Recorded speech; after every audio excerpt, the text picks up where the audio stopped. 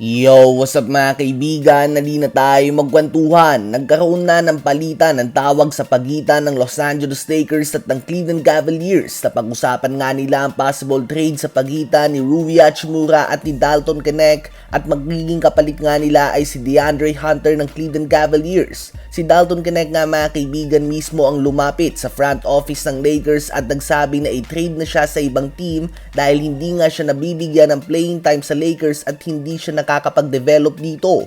Simula nga nang hindi matuloy ang trade niya patungo sa Charlotte Hornets ay tila ba nawalan na siya ng gana sa team na ito at bumagsak nga ang kanyang kumpiyansa sa sarili. Habang si Hachimura naman ay solid player pa rin nga mga kaibigan na kayang gumawa ng 15 to 20 points per game. Pwede mo ang ilagay siya sa starting 5 o kaya naman sa bench at kaya niya mag-produce ng magandang numbers. Ganun pa man ay mayroon nga siyang expiring contract. At malakas nga ang tsansa na lumipat siya ng team sa darating na off-season. Kaya naman nais na siyang i-trade ng Lakers upang may makuha silang kapalit kaysa mawala lang ito sa kanila ng biglaan sa free agency.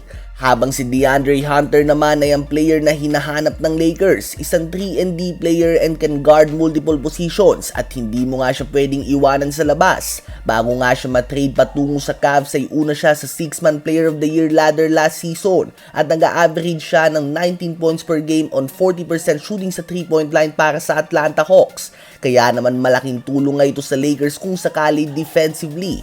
Habang sa Cavs naman ay malaki din nga may tutulong ni Hachimura at BK sa opensa. Subalit isa pa lang nga ito sa mga possible trade na mangyari. Sinusubukan pa rin nga ng Lakers na makinig sa iba't ibang offer ng mga team bago pumukol ng trade.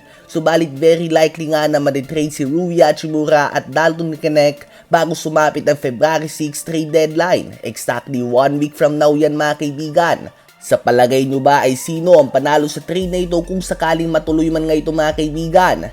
Habang Golden State Warriors naman ay isang team na sinasabi ng mga analysts bilang ang team to watch sa Giannis Antetokounmpo trade dahil handa nga silang maglatag talaga ng kanilang best offer. Unlike ng ibang teams na ayaw isali si ganito o si ganyan, ang Warriors nga ay handang ibigay ang kanilang best offer. Kung sino nga ang hingin ng Bucks ay handa sila itong ibigay, bukod na lamang kay Steph Curry. Kung hingin nga nila si Jimmy Butler o si Draymond Green, Moses Moody, Podziemski, Jonathan Kuminga, kung sino pa man ay handa nga silang ibigay ito.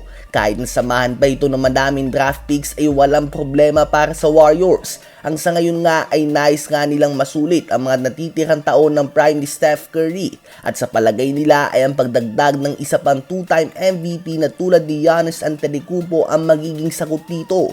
Ngunit ang Miami Heat, New York Knicks at Minnesota Timberwolves ay lahat nga agresibo mga kaibigan sa paghabol kay Giannis. Sumasaling na rin nga sa usapan ng Philadelphia 76ers, subalit hindi nga sila kumbinsido na isali sa mga trade deal si VJ Edgecombe at ito nga nagpapaatras sa kanila sa habulan kay Giannis. Sa palagay nyo ba ay sapat na ang duo ni Giannis at ni Curry para magkampiyon ulit ang Warriors?